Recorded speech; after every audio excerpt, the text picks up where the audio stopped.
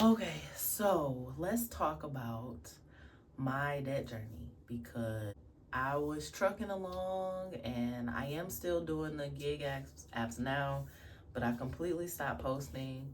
And so now I gotta give y'all an update. So let's start from when I stopped posting last year. So I think it was probably March or end of February when I posted my last video.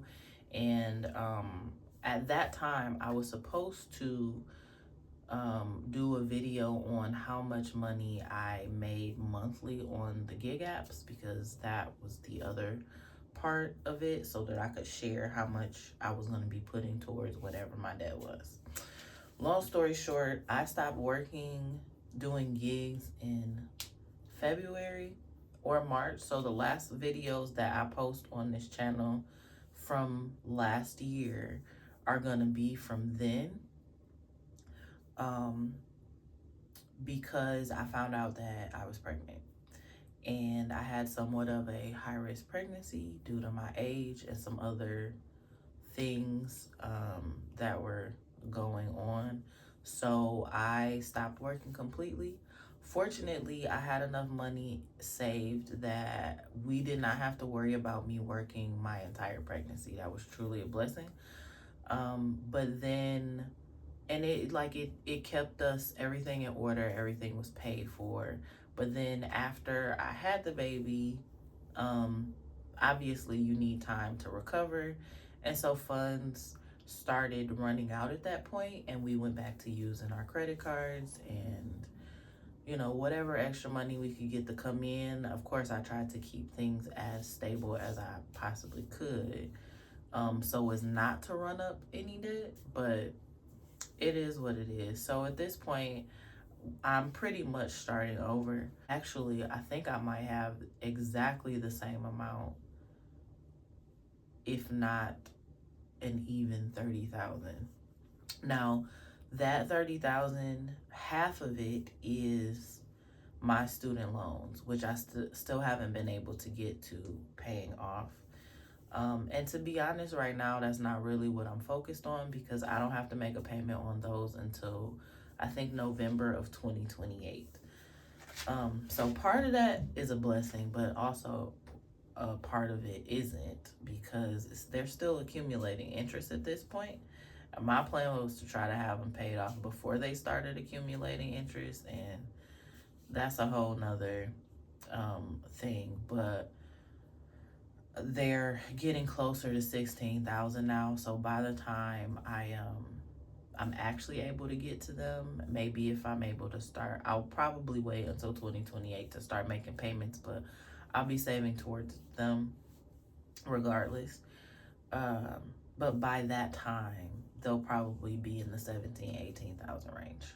So the interest that I'm getting ready to pay on these, even though I have a low interest rate of about 3 to 4% on average per student loan, is still going to be ridiculous. So my regular debt, like the credit cards, is really all we have to pay off. Yeah, it's just the credit cards. Let me get the sheet.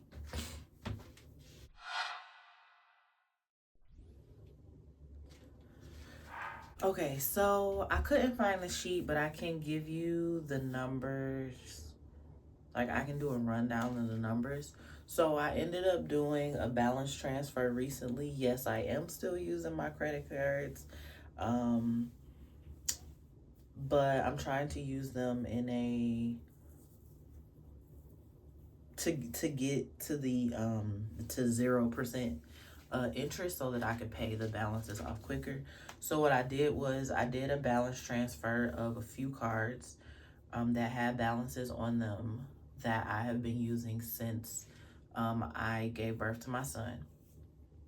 And the balance on those is currently $9,725. So just shy of $10,000 on there.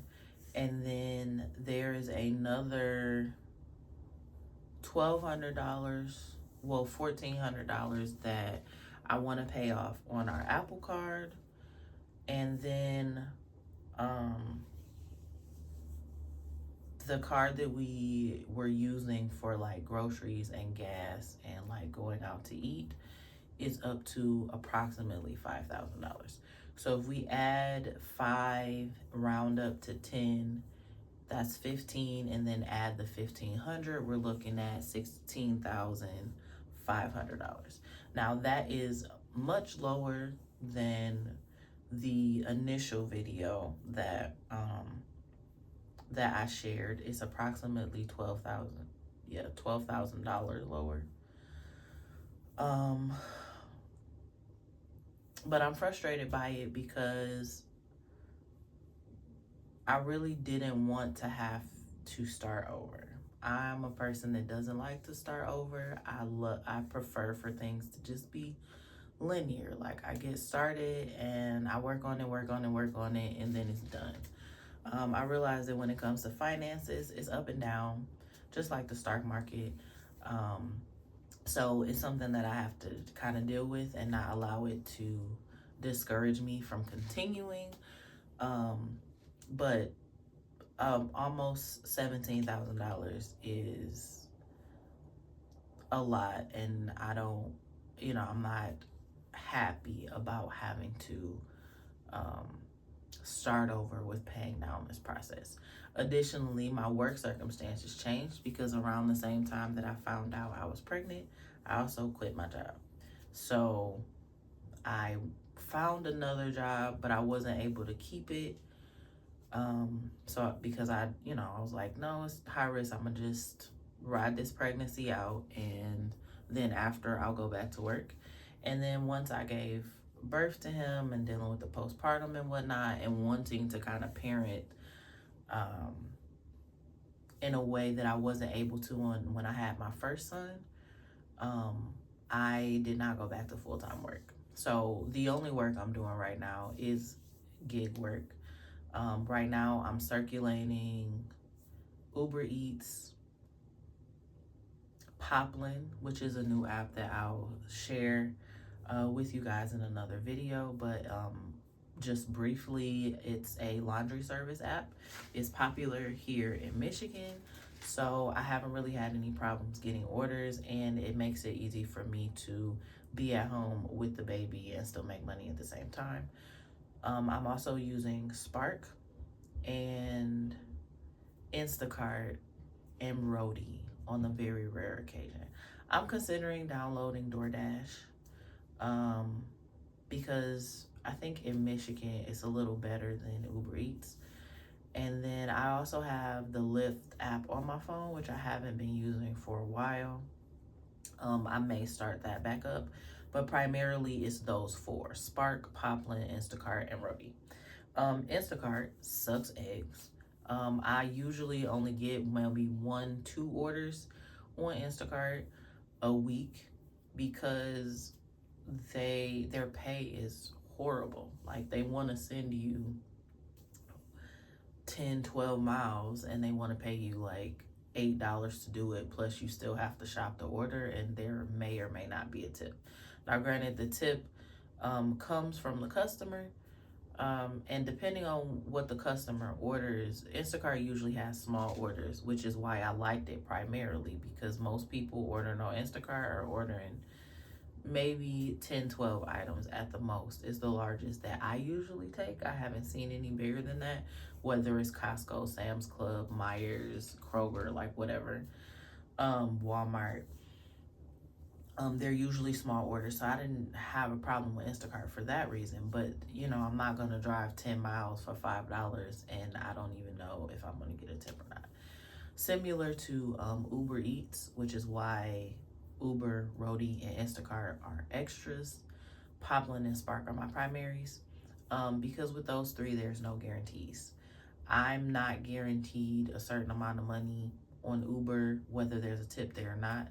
I'm not guaranteed a certain amount of money on Instacart. Even the money there is it's not going to be worth it. I mean, because they're not paying enough, even including tips. And then Roadie, the money is guaranteed, but in the area that I'm in, I don't really have the time to do the orders that are going to make the most money. I did qualify for Road EXD, and those routes are usually 4 to 6 hours. That's what's coming in for me here. They may have some orders that are 2 at the least, but depending on what time of day those orders come in and if I can get them, I'm usually not in a position to take them because I have the baby with me primarily. So I take whatever orders are close by within a couple miles that are paying, I think at most $22. That's the highest one I've gotten, and that was like 2 months ago. All of the other orders are $6, $7 at a time. I may do 3 or 4 of those a week, but the rest of the money is coming from Spark. Right now, my schedule or my plan with Spark is to do 3 to 4 orders a day. They all need to be a minimum $20 or more. And if I can get a batch or route with Spark, I forget what you call them, but if I can get one of those that's paying like $50 or more, I'll do one of those in the afternoon. Usually I try to get up early in the mornings and do 1 or 2 early morning orders, and then that sets me up for the day so that in the afternoon, after my husband gets off work, and I have time, I can go do like a Spark order or 2 before or after I drop off a laundry order that I have usually taken. Right now, I have a laundry order that I actually need to get done once I finish recording this video. That laundry order is with the Poplin app, which is the second primary app that I'm using. I have not been paid less than $22 for an order on Poplin. That's usually the 1 bag orders. And I prefer those actually. I'm only taking orders that are 1 or 2 bags of laundry. 2 bags can get pretty sketchy because depending on the bags the customer gives you, they may or may not be large bags. So I'm not doing more than 2 bags of laundry for any order that I take on Poplin. I'm not gonna get into the full app right now because I'm gonna do that in another video. But I can say in this video that on Poplin I make anywhere between $100 and $200 a week. Now I know that that's primarily because I'm new to the app. But that $100 or $200 a week does add to my overall goal for each week and the entire month. Right now, my goal each week is about $400 or $500, and after I take out 20% for taxes, I give myself the rest of the money and I disperse it as needed to keep up with our regular day-to-day with bills, but then also to give me some spending money and then put some money on debt as well. So with that, we're gonna work towards paying down this $17,000 that we have. I'm gonna try to do it paying as little interest as I possibly can. And yes, that will probably involve some balance transfers to cards that I can get 0% interest on. In a previous video, I did disclose how many credit cards I have at my disposal, and this is just my finances that I'm sharing. I'm not sharing like my husband's and whatnot. Like, he didn't sign up for that. You're never gonna hear me discuss how much we have to pay in bills and whatnot. This is literally just about debt and the way that I'm going about paying it off. But I have, I don't know, like 8 or 9 cards. I can't remember the exact number, but I didn't get rid of any of my credit cards. So whatever that number was in the first video that I posted is still that number, and I'm still using them all. However, majority of them are paid off. I only have the 2 cards with the balances that I am making an effort to pay off. And one of the 3 cards that I discussed with you, that card is not in my name. that card's in my husband's name, but we share it for like groceries and gas, and when we go out to eat, or if we're having, you know, just um it's our it's